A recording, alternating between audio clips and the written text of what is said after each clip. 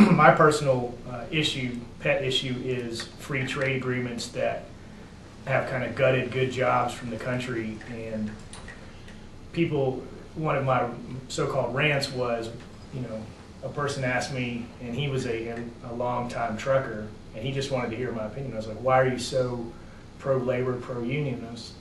I said, well, why not? I mean, the opposite of that, or the counterbalance to trade, free trade, the only thing that's there standing, that's keeping good jobs, the ones that are still here in the country, is the union movement, which is saying, hey, wait a second.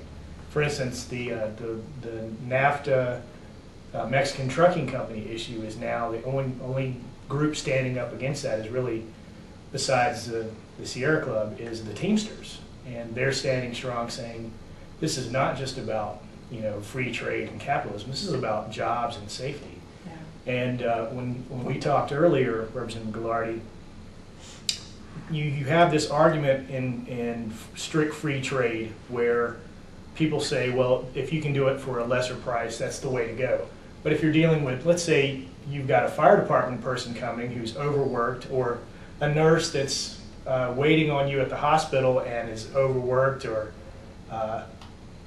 does not have enough rest, there's going to be mistakes made. And that's where you need to have that counterbalance, where you need to have rest and guaranteed time off. And the best example for the truck driving industry, or your commercial air worker, airline repairman, if I'm flying on a trip home, or you guys are flying to maybe the labor events in DC, you want to make sure that the plane you're on has had workers that have, you know, guaranteed shift time, guaranteed health benefits, so that when they're fixing the plane or servicing the plane, or the pilots or the stewards, they're prepared to deal with any kind of situation that comes up. And that's where you really can say, well, wait a second, if we go to the lowest common denominator in free trade and capitalism, it's going to end up killing people and hurting our lives, you know, hurting our way of life.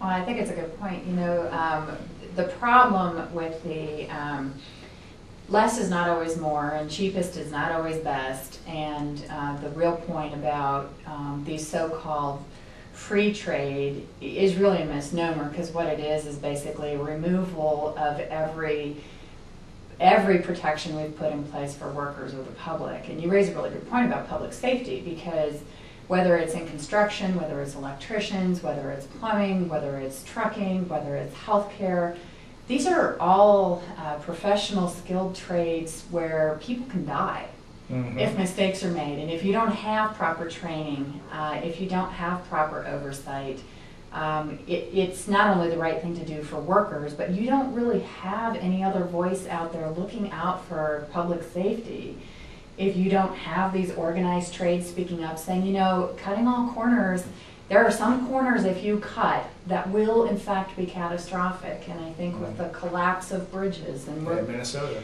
I mean, we cannot afford any of us to overlook it. And I know, I personally am really grateful to know that you know, at least there's some organized effort to push back and make sure that, I mean, we really need to take a look at things across the board for best value contracting. And if this country stands for anything, there is no point in putting all these protections in place to say what we think it means to be a civilized country in a first world nation if we're willing to all but incentivize employers to cut every moral corner that we have set up in public policy and go just continue a profitable race to the bottom for them, meanwhile actually gutting the economy here by removing those really good, decent middle-class jobs. And the other safety issues that go along with the trucking industry too is that if you remove all the rules, how does that work? If you have people who are coming from Mexico who are coming into the United States, if President Bush does veto this, because the United States Senate did stop this temporarily, and if President Bush vetoes that, think of the people and the safety issues that will come across the border. And not to say that they're wrong for wanting a job, but what's wrong is we're not training them. Yeah. And they're not used to the rules and the laws that we have in the United States. They don't even know how to read our road signs. So what if they drive off the edge of a road? Yeah. What if they turn left when they should go right? What if they run a stop sign, or what if they stop at the wrong industry? and bring the wrong kind of product, and everybody loses money. Then the other long-term effect you want to think about is that what about all the jobs in the United States that this is going to affect? And what about all the warehouses and the workers that are in those warehouses where those truckers are going to stop to drop off those products? If those workers don't have a job, how are we going to keep the warehouses open? Who's going to buy the products they're shipping? Who's going to buy the products? And then are we all of a sudden not going to have any kind of products in our country? I mean, this trucking issue is very, very concerning, and I think that we all need to get all of our unions behind the Teamsters and stand up for them and say, we care about this, it's important to us, it's a safety issue, it's an economic issue, and certainly a job issue. And I want to say for the audience, I've had people say that I'm against people from Mexico getting good jobs, or this is the opposition has said, well, this must mean that you're against, you know, you're racist or something like that. That is the furthest from the truth. The issue is that America has built standards in place over the course of its history to make things like the EPA and the DOT, all these things that go into making our roads and our way of life very safe. And it's not the fault of the employees of the Mexican trucking companies that they don't have the same equipment and standards and logs and the things that our truckers have. It's the fact that their government has let corporations dictate what the safety regulations are. And that's what we're trying to keep from happening here. We want the government to have the oversight, our representatives to put in the time that they have, their experience, to say, this is not where we want America to go. We want other countries to come up to American standards, not American standards to be dropped down to second or third world standards.